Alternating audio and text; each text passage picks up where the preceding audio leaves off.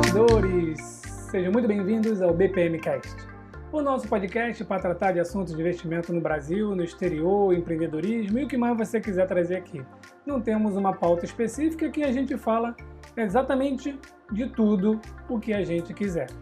E se você está visitando aqui pela primeira vez o BPMcast, tanto pelo YouTube quanto pelos seus players de podcast, seja muito bem-vindo. Meu nome é Alex e por aqui a gente fala de investimentos no exterior principalmente, mas a gente fala de tudo no BPMcast. Se ainda não conhece as redes sociais, é só procurar por @bpmilhão ou então ir no site comoinvestirnoexterior.com, tá bom?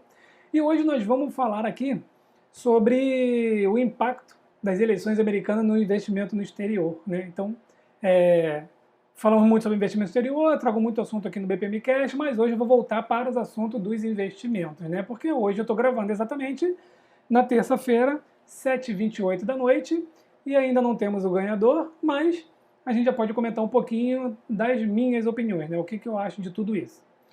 Antes de continuar, se você ainda não baixou o e-book, o Guia das Principais Corretoras no Exterior, então baixa ele, é só aqui ó, na descrição do vídeo a gente tem lá o link para baixar, tá bom? Também tem a planilha de controle financeiro, vou fazer um outro vídeo mais específico dela, esse mês ainda, tá bom?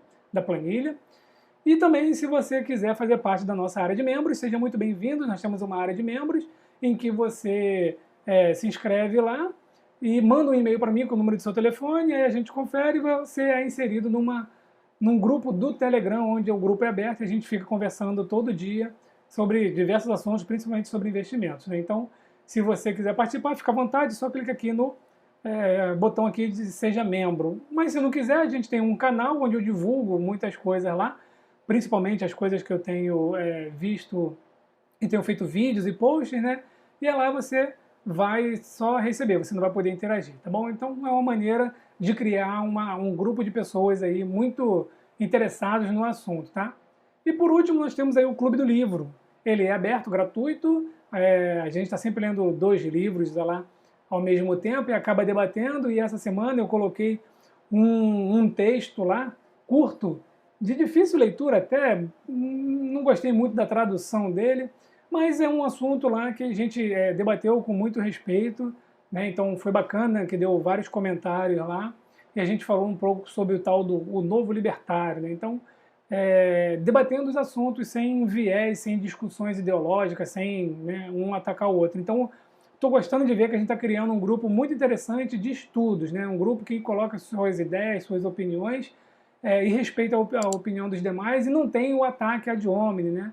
Então a gente sempre fundamenta com alguma coisa, com alguma leitura que a gente já fez, né? Com algum vídeo. Então, assim, ó, bem legal isso daí. Se você quiser aprender também, lá no nosso Clube do Livro, também tem aqui na descrição. Bom, falei demais, fiz muita propaganda, então agora vamos falar sobre Trump ou Biden. Quem é que vai ser melhor para a economia americana, né? Longe de mim ficar falando sobre a economia em si, porque eu não sou economista, eu só leio e sou um investidor, né? E um curioso, gosto muito de estudar o assunto, então eu não vou ficar fazendo análise sobre a economia americana. Mas eu vou deixar aqui alguns questionamentos, dúvidas, para que vocês coloquem aí nos comentários o que vocês acham sobre os questionamentos que eu estou fazendo aqui. Deem a sua opinião, porque é muito interessante ouvir mentes diferentes, leituras diferentes, né, sobre o cenário, tá? Eu gosto muito de ver, eu gosto muito da dialética, que é o que me faz aprender bastante. Então, falando um pouco sobre Trump ou Biden, a princípio vai dar Biden, né? Se perguntar para mim, eu estava torcendo para o Trump. Aliás, estou ainda porque não acabou, né? E eu vou até dizer o porquê aqui. O Biden ganhando também, primeira coisa que da minha cabeça, né? Os Estados Unidos não vão acabar. O mundo não vai acabar porque o Biden vai ganhar. O mundo vai continuar, os Estados Unidos vai continuar. É certo que algumas coisas vão acontecer porque são opostos, né? Nos Estados Unidos a gente tem os democratas e os republicanos, então, né, basicamente eles são opostos ali, cada um tem uma política diferente, então alguma coisa vai mudar, né? Mas os Estados Unidos vão seguir forte como eles são. Ao longo do tempo, tá, a gente já viu até na nossa história mesmo que para mudar uma cultura, mudar uma história, não é num governo, né? Nem em 2 governos. 3 governos já começa a fazer um estrago, mas ainda não muda totalmente, né, a cabeça não doutrina toda uma população. A partir do quarto mandato, que aí a gente já está falando de 16 anos em diante, já fica muito perigoso. Então, vamos lá. A democracia é isso, né? Então, era democrata, depois republicano, agora tem de democrata de novo e a gente vai ver o que vai dar. Tá? Mas olha só, falando um pouco dos Estados Unidos e da economia e do dólar. Né? Então, pelo que eu tenho visto, pelo que eu tenho lido, né, acompanhado aí um pouco, o Biden ele tem ali uma intenção de injetar mais dinheiro na economia e desvalorizar o dólar. Né?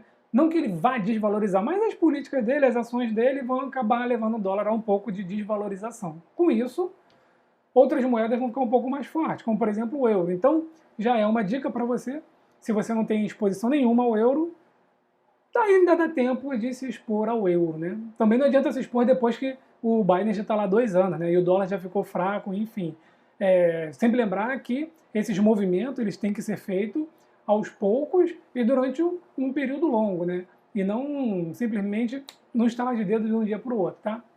Então, né, o que analistas dizem por aí, né, economistas, é que o dólar vai se enfraquecer, né? Bom, legal, se o dólar se enfraquecer, o que pode acontecer? A gente vai ver ainda. O euro pode ganhar mais espaço, não sei, talvez a Libra, não sei, a gente vai ver ainda, tá? Mas não vamos esquecer que o mundo negocia em dólar, tá? Então, para quem acha aí que vai, né? Ah, não, mas o que vai acontecer? O dólar vai morrer, o yuan chinês vai entrar, o renminbi, então, não, tá? O mundo ainda é pago em dólar e o dólar vai continuar sendo dólar, tá? Pelo menos os próximos 4 anos também, tá bom? Mas aí a gente começa a pensar um pouco na nossa economia, né? E hoje mesmo eu estava conversando com um amigo e ele estava me perguntando, né? Ah, não, a bolsa está subindo, está caindo por causa das eleições americanas. E aí ele está aprendendo a investir agora e eu fiquei fazendo alguns questionamentos a ele do porquê que ele acha que a discussão eleitoral dos Estados Unidos está impactando tanto na bolsa brasileira. Então, assim, não sabe responder, né? Eu expliquei para ele que, olha, notícias de curto prazo, vamos tomar cuidado, tá? A visão é de longo prazo, as empresas não vão morrer de um dia para o outro, a gente tem que observar os fundamentos da empresa, o lucro, as dívidas, né? Enfim, suas vendas, tudo aquilo que a gente já comenta muito aqui pelo canal. Então, outra coisa que me perguntaram, né? Tá, então se o dólar vai ficar fraco, o real vai ficar forte? Não necessariamente, né? Pode até ficar. Mas o que vai deixar o real forte, tá? E essa aqui é a minha opinião, de minha experiência aí dos meus investimentos, do que eu estudo, do que eu pesquiso, o que vai deixar o real forte são as nossas políticas, tá bom? Então, não quer dizer que a gente vai estar não vai aprovar as reformas, nossas empresas estão indo mal, nossa economia está indo mal, o dólar ficou fraco, então agora a gente está rico, milionário, e o real voltou para o dólar voltou para R$2. Isso não vai acontecer. Então a gente tem que continuar fazendo o trabalho de casa. Ficar dentro, né? Olhar a política fiscal, ficar dentro dos gastos, né? Tomar cuidado com gastos excessivos, né? Então, enfim, tem passar algumas reformas que ainda não passaram, né? Reforma tributária, né? Então, assim, tem muita coisa que o Brasil, a própria política brasileira, pode fazer para o dólar ficar mais forte, tá bom? E não é somente o dólar se enfraquecendo lá, que o dólar mais forte, não, o real mais forte, né? Não é o dólar se enfraquecendo que, obviamente, o real vai ficar mais forte, tá bom? Então, vamos tomar cuidado com isso daí. Foco no longo prazo e vamos, né, enviar dinheiro para o exterior, aqueles que desejam, independente do preço, e vamos fazendo aí o preço médio no longo prazo, tá? Tem um vídeo aqui que eu mostro o estudo de 10 anos. Mas também o que pode acontecer com as empresas se o Biden ganhar? Também já ouvi que ele tem assim uma proposta de aumentar os tributos de 21% para 28%. É muita coisa, é um aumento muito grande, né? A gente vê que as empresas no Brasil pagam 34% em média, né? Então, assim, é uma carga tributária alta e ele quer fazer isso justamente para poder financiar toda a política que ele pretende fazer. Então, isso é um pouco temerário, né? Para não dizer muito temerário. Então, a gente tem que ficar ligado nisso daí, porque isso pode ter um impacto muito grande nas empresas, tá bom? Lembrando que várias empresas tiraram dinheiro dos Estados Unidos durante alguns anos e entrando um pouco na parte do Trump, né? da política dele, né, que ele se isolou um pouco, foi exatamente para isso aí. Então, quando o Trump entrou, ele isentou alguns impostos, as empresas trouxeram o dinheiro de volta para os Estados Unidos, o Make America First Again foi exatamente se fechar para os americanos e esquecer um pouco os problemas do mundo, cada um com seus problemas. O índice de desemprego chegou a ficar o mais baixo desde, se não me engano, a Segunda Guerra Mundial. Eu estive nos Estados Unidos no final do ano passado, realmente, eu via contrato assim, em todas as lojas que eu andava, então assim, teve um movimento muito bom aí na gestão Trump, né?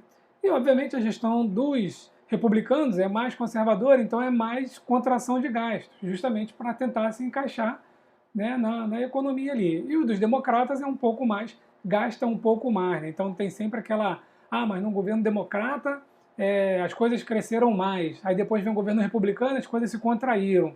Bom, aí vai da cabeça de cada um, da análise de cada um, né? Quem sabe não aconteceu de gastar um pouco, né? Ali na época dos democratas, republicano vem para dar uma segurada, dá uma melhorada de leve, entra democrata de novo, gasta de novo e fica esse jogo aí de vai e vem, né? Então, isso daí também é muita discussão, porque cada um tem uma opinião, cada um tem um dado diferente e cada um olha para um lado diferente, né? Então, por exemplo, o do desemprego, que foi o menor índice da história durante muito tempo, é um excelente indicador, né? Mas não é tudo, né? Então, teve toda essa parte aí do Trump, dessa época dele aí, as empresas, né, foi muito bom para o mercado financeiro, né, para as empresas principalmente, e pode ser que com Biden seja um pouco diferente, tá bom? Mas, visando a longo prazo, repito, né, a gente tem que mirar lá na frente. Lá na frente, bom, Biden pode ficar 4 anos, pode ficar 8, pode entrar outro republicano, enfim, né? Vamos mirar lá na frente, ao invés de ficar tentando operar agora, de hoje para amanhã, ou até a assunção do Biden, comprando e vendendo ativos, tá bom? Então, essa é a parte do enfraquecimento do dólar, essa é a parte da economia americana, né, que eu ouvi bastante diferença dos dois, mas vem uma outra parte agora, que é uma parte de geopolítica, que é onde eu vou deixar mais questionamentos aqui para vocês deixarem a opinião aqui nos comentários, né? Então, olha só, quando a gente fala um pouco de geopolítica, a gente não está falando só da economia, só de investimentos no exterior, não. A gente tem que falar um pouco de geopolítica. O que os Estados Unidos representam para o mundo, tá bom? Eu sei que tem os anti-americanos, tá? Eu conheço vários, tem vários amigos que são anti-americanos, outros são 100% americanos, acham que tudo tinha que virar Estados Unidos, né? Mas, de fato, é que o mundo ele precisa de uma bipolaridade. A gente não pode ter, né, um descompasso, uma única potência mundial dominando tudo, né? A gente não pode, a gente precisa ter a bipolaridade. Então, por exemplo, na época da Guerra Fria, a gente teve ali a bipolaridade, né? Então, a gente vê, se você ainda não viu o filme 13 Dias que Abalaram o Mundo, eu recomendo, é muito bom, é o problema dos mísseis em Cuba, né? Então, Rússia colocou mísseis em Cuba que poderiam afetar os Estados Unidos. Aí os Estados Unidos tinham um míssil na Turquia que poderia afetar a Rússia. Então entra um jogo político, né? Obviamente tem a parte militar, né? Tem lá o general LeMay, que ele quer soltar bomba, é o que solta bomba em tudo, né? Mas entra a parte diplomática e eles discutem bastante aquele assunto ali e acabam que eles resolvem o problema entre eles ali. Mas vejam, a gente tinha duas grandes potências com armas nucleares, né? Então a gente tinha os Estados Unidos com arma nuclear, até certo ponto a Rússia não tinha. E quando a Rússia, né, falou, opa, agora eu tenho arma nuclear, e ela cresceu aí, se projetou e passou a empeitar mais os Estados Unidos, né? Então, só fazendo um adendo aqui, eu vou soltar pinceladas de coisa da história, tá bom? Não vou fazer análises profundas, também porque eu teria que estudar mais, pegar os meus alfarrapos aqui. E então vamos pegar só a essência e a gente vai debate também para não ficar tão grande aqui o BPMcast, tá? Então, olha só, quando a gente fala de guerra, o que aconteceu? A China cresceu muito nos últimos anos, cresceu demais. Ela está investindo muito em equipamento militar. Se você quer aprender bastante sobre equipamentos militares, sobre forças armadas, sobre capacidades, né, dos países, canal Hoje no Mundo Militar, no YouTube, e você vai aprender muito. Tem muita coisa lá, ele é um historiador, um estudioso, e o canal é excelente, tá bom? Então, A China ela veio se armando, ela veio crescendo, ela veio abrindo as portas do mercado dela. Aí vem aquele negócio com a sua semi-escravidão barra escravidão, né, com o seu regime, um regime, né, que não é nada democrático, ele parece democrático, mas ele não é democrático, enfim. Então, a China foi crescendo, foi crescendo, foi crescendo, mas os Estados Unidos ainda é o país que mais gasta com equipamentos militares, tá bom? Em relação ao PIB. Então, os Estados Unidos ainda está na frente. Aí você tem Coreia do Norte, Rússia, Irã, China, né? Alguns países aí que têm uma ideologia, que têm um regime diferente do nosso. Tá bom? Diferente do Ocidente, né? E nós temos aqui o Ocidente, onde nós temos um regime democrático, um regime diferenciado, né, deles lá. Não vou dizer quem é certo ou quem é errado, tá? Cada um faça seus estudos e decidam o que acha que é melhor para si. Mas o que acontece? A gente precisa da bipolaridade. E quando se fala de Estados Unidos ele ainda é a maior potência mundial e ele ainda é o freio para algumas coisas. Então a gente vê guerra comercial entre China e Estados Unidos. A gente vê lá o Trump com Kim Jong-un, né? Então a gente vê sempre esse embate. Quando a gente busca nas histórias, não vamos fazer análise de guerras, quem perdeu, quem ganhou, por quem entrou, se devia ter entrado ou não, mas o propósito dos Estados Unidos, pelo menos o propósito que, né, é passado assim, por um lado da história, a história tem sempre, né, dois lados, o meu, o seu e o verdadeiro, é que os Estados Unidos ele sempre teve lutando em outros países em prol de evitar que o comunismo se propagasse, né, e a democracia se mantivesse. Então, essa é a alcunha aí que os Estados Unidos, né, se utiliza para poder entrar em algumas guerras. Obviamente, ninguém é bobo, tem a parte econômica, tem petróleo, mas os Estados Unidos ele fala assim, olha, a gente não pode deixar que o comunismo domine o mundo, né? E vem acontecendo, alguns países aí estão ficando grandes, estão ficando mais fortes, né? Então, essa é a grande discussão, essa é a grande bipolaridade de hoje em dia, tá? E aí, voltando um pouquinho entre Trump e Biden, o Trump, ele tem aquele jeitão dele, é fanfarrão, é falastrão, ele, né, fala, you are fake news, mas ele mantém esse jogo político, ele tem um lado mais forte, né? As Forças Armadas são fortes, Make America First Again, então ele tem ali uma política que, pelo menos, bate frente a frente com alguns desses líderes aí de outras ideologias, né? De outros regimes aí como o comunismo. O Biden, eu tenho dúvidas sobre algumas coisas, apesar que eu já ouvi dizer que as ideias dele para com a China são duras e que a China não ia gostar de ter o Biden como adversário. Aí eu não sei, aí a gente vai precisar esperar acontecer para saber, né? Porque o Trump era mais fácil de ler, o Trump é aquele fanfarrão, falastrão, late pra caramba, mas quase não morde, né? E aí ele vai lá e acaba que bota panos quentes e tudo, passa o paninho lá, como diz o pessoal do Pânico, e segue o jogo, né? Mas, de fato, o Trump é um estrategista, né? Já o Biden, eu não sei o que vai acontecer. Então, o Biden deixa dúvida quanto à parte da economia, deixa dúvida quanto à parte da China e os demais países, tá? A gente tem aí aquelas acusações do filho dele, né, que o FBI está investigando, então, assim, a gente não sabe exatamente o que vem por ali. E da parte, né, do próprio Estados Unidos, ele como democrata, o pessoal fala que ele tem por trás a família Clinton, Obama, né, enfim, tem um monte de outros partidos, digamos assim, né, outras pessoas dos democratas, né, e que isso pode voltar ali a era de gastar mais e enfraquecer os Estados Unidos. Então isso a gente vai precisar que aconteça para poder saber, né?